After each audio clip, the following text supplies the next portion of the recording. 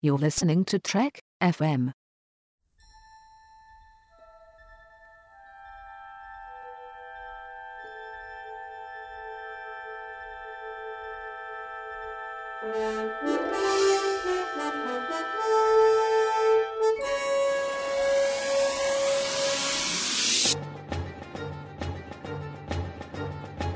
Hello and welcome to From There to Here, Trek FM's 50th anniversary rewatch of all 729 Star Trek adventures, from Broken Bow, Oklahoma, all the way to Yorktown Base and Star Trek Beyond. I'm your host for this last episode of today's batch of episodes, Lee Hutchison, and today I'm joined by Amy Nelson once again. Hello, Amy. We're at the end of the week already. I know, and excited to talk about a couple of Deep Space Nine episodes today. Yeah, we've got a cracking pair of Deep Space Nine episodes. Now, I've got a quick question before we dive in today. Last time me and you had a batch together, the last Deep Space Nine episode we discussed was Broken Link, and you told me you had not watched Beyond Broken Link. Have you watched Beyond Broken Link? So people know maybe where the context you're coming from with these episodes are. You know, what's been your Deep Space Nine adventure since then? And I'm a bit concerned. I'm seeing Amy shaking her head on the screen. I'm very concerned of yours. I might be back on my fainting couch again. You're calling me out. Well, I watched the Deep Space Nine episodes for this block, and that's about it. So, yeah. I'm so sorry, Amy, but I'm going to be dropping some spoilers in this episode, so feel free to cover your ears and because I'm going to drop some bad spoilers in this batch of episodes. So let's dive in. I'm quite interested to hear your perspective on this. Okay, our first episode is Change of Heart. Well, when Dax and Worf are sent to meet with a Cardassian double agent, they receive a coded subspace transmission from an operative who wants to defect. So, what did you think of Change of Heart? First thing, nice mention of Scotch whiskey. It's good to see Scottish representation in Star Trek, as always. Yeah, I think this is a really, really good episode, and this might not make much sense to you if you've not kind of seen Beyond here, but for fans that have, I consider Change of Heart a bit of a trilogy.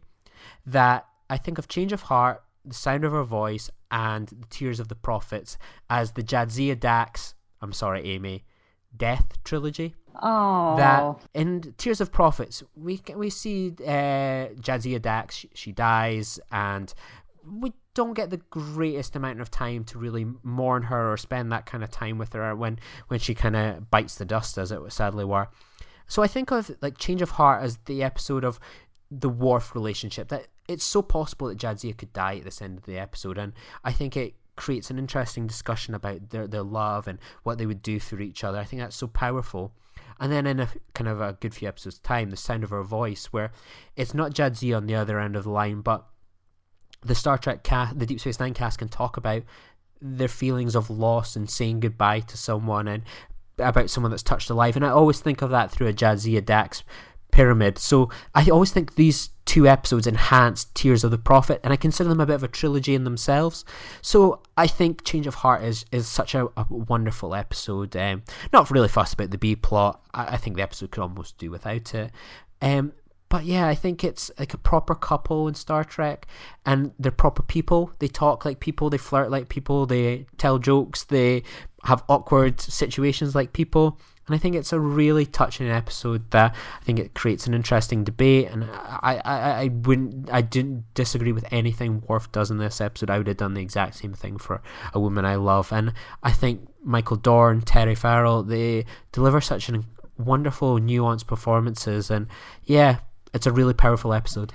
Yeah, I agree with everything you say. I really am a sucker for Worf and Jadzia, and you can just see their connection. I mean, they have great, you can really feel that it's real, and that their banter back and forth is fun, but they still have this deep connection.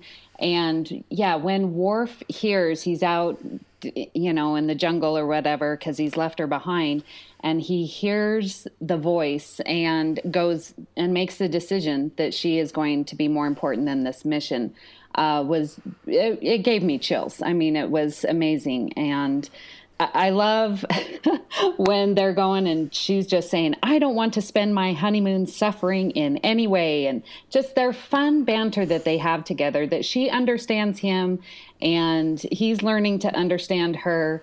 It makes this episode very special. Yeah, I think, and it should be noted, this is the 500th episode of Star Trek ever, so we've kind of lucked out by getting this one. So yeah, I think it's so powerful when you hear the beating of the heart there, and that when Worf talks about that kind of that cold, rigid, serious side of him, that's his defense mechanism to stop him getting into situations where he can be compromised, where he can make maybe more emotional decisions, and that's a really good analogy for kind of what men can be kind of like in mental health, that we put up these sides that men can be dismissive, that we're maybe not as emotionally invested, and when it's situations that come around where we need to be emotional, we sometimes struggle with that, and we don't always make the right decisions. And I think it's a really good example of male mental health and coping mechanisms for men. I think it's a wonderful episode in that respect as well. And I said earlier I wasn't a big fan of the B plot, because I think it's quite good that they kind of dispel with it halfway through and they just focus on the adventure in the woods and that emotional drive. But like when Quark plays like Bashir on his feelings about Jadzia, that's a really great bit there, and like I think that's such a wonderful touch from Quark. Like it's a really wonderful, touching episode. It's one I once again I haven't watched in a long time, and revisiting it, I've been so excited for this batch to dive back into it, to this trilogy, as it were, because I'm actually going to be doing The Sound of Her Voice and Tears of the Prophets as well, and kind of follow that one through. So yeah, there's a lot to adore about this episode, and I think when he's explaining at the end to Cisco why he made the decision he did, I don't think any of us would ever disagree with it. Yeah, and yeah, Cisco didn't, but there's consequences to failing at a mission, so I guess you have to do what you do. I liked the B plot. I thought that Quark playing Bashir really complemented the A plot. I thought that, it just really made it a Jadzia-centered episode. And so I really liked it. And, of course, building the Bashir-O'Brien friendship was good there, too. And, of course, wanting to beat Quark, of course. So I liked the B plot as well. Yeah, I think it brings it way in that kind of this Jadzia Dax trilogy, that it brings it back to what Bashir was like in those first early few seasons, that is fawning over Jadzia, there's clumsy flirtations. I think it's a really good pullback. So I think for fans that are kind of doing this rewatch, or people that are watching this episode, think about doing that change of heart, Sound of Her Voice and Tears of a Prophet as a kind of little triple bill. I think people will certainly learn a lot about Jadzia, and maybe that her death in Tears of the Prophets won't feel kind of maybe as quickly moved on from or dealt with in that episode as much. I think it really builds up quite well. Yeah, and I'm sorry for having to spoil that tragic death for you, Amy. I'll forgive you. So we're going to move on to our next episode, another cheery episode, Wrongs Darker Than Day or Night. So, in order to learn the truth after a shocking revelation about her mother, Kira asks Cisco to let her consult the Bajoran Orb of Time. I have a question. Is using these orbs, is that commonplace? Not particularly. The Orb of Time's only been, I feel like I should put on my nerdy voice here. Yeah, the Orb of Time's only been used once before in Deep Space Nine in Trials and Tribulations, when they found it on like the Cardassian, it got brought through. So orbs don't tend to get used. There's an orb that's based in the Bajoran shrine. I can't remember off the top of my head which one that is, but most of them are kept down on Bajor, restricted access. They're hugely important artifacts, and obviously with the Orb of Time, it's pretty amazing that they've got this kind of almost time travel-y device to hand stuff. It's pretty awesome. So yeah, there's a lot of interesting things to do with orbs, but yeah, they tend not to be accessed. But you can download them on the Trek FM podcast app, so haha. Good plug. You owe me a nice couple bucks there, Chris and Matt. There you go. I thought that was interesting that she would ask to use it, especially since it's such a personal nature. And then I guess I have issues with, well, the prophets will tell me when to stop, or just sort of put all the responsibility on the prophets. I have issues about that. Yeah, like, I totally see where you're coming from, and it's, once again, like, sometimes I can come across as if I'm being a bit too anal and harsh on some things. But I always say my kind of rule of thumb with Star Trek is I will forgo any kind of little plot holes, whether it's in Star Trek First Contact with time travel or something like this, where the prophets will decide when's enough's enough.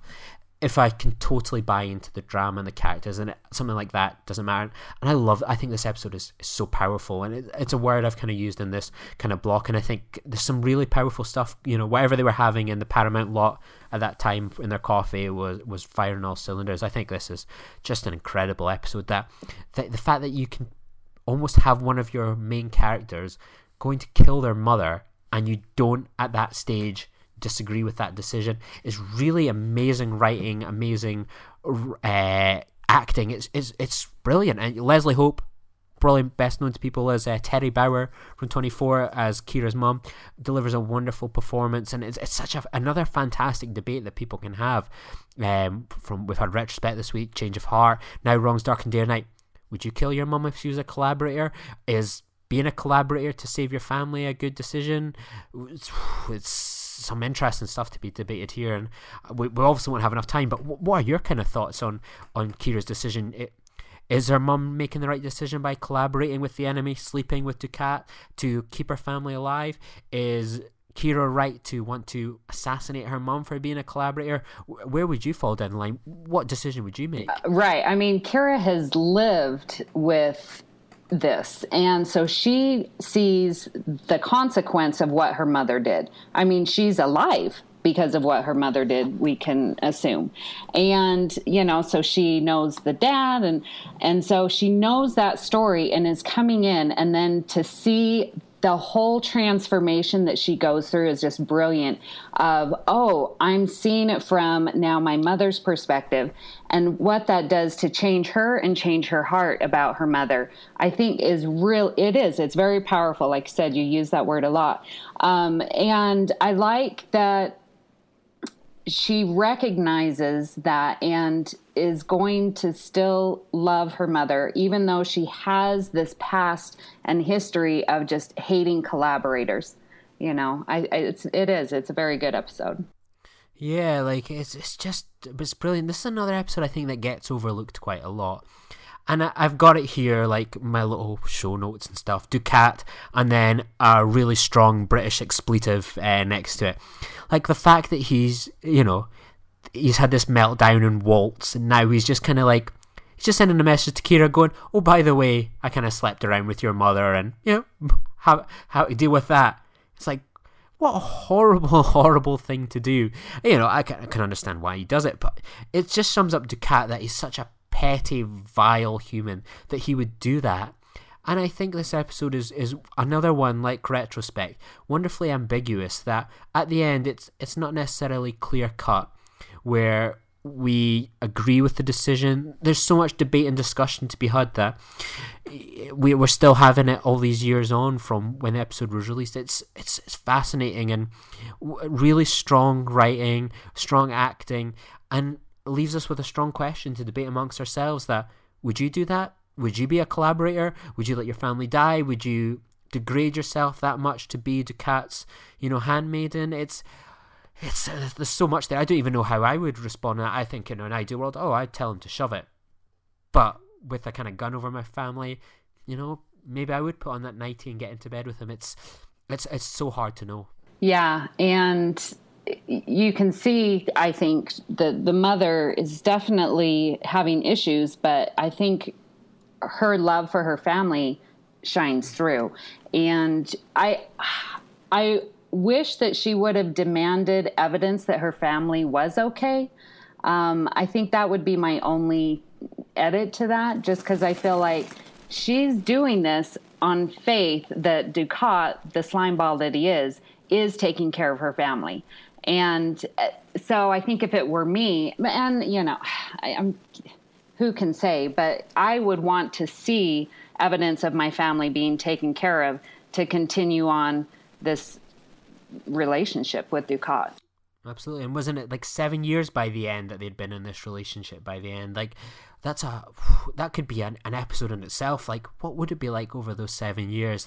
What kind of feelings of love, passion, was it a happy relationship? There's so much to learn from. And, imagine in a crazy world that was Zial, like they get like actually Kira's stepsister to Zial, like things like that. It's just crazy to think about. But yeah, I mean, we could go on about this episode forever, but unfortunately, we're done for the week, and we're going to have to hand over a block to some other adventurers. So, Amy, if people want to debate these two amazing episodes with you and tell you how much of a prat I am for telling you Jadzia Dax dies on a Sunday night, where can people find you? Well, you can find me at Twitter at Miss Amy Nelson, and of course on Trek FM's Babel Conference on Facebook. And Lee, where can they talk to you?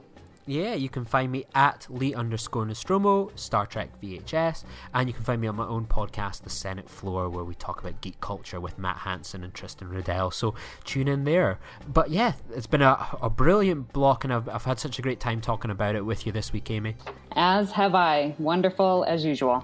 Yeah, so let us know your thoughts on this episode in the comment section, and we look forward to reading them and discussing them with you. So live long and prosper, everyone. Signing off.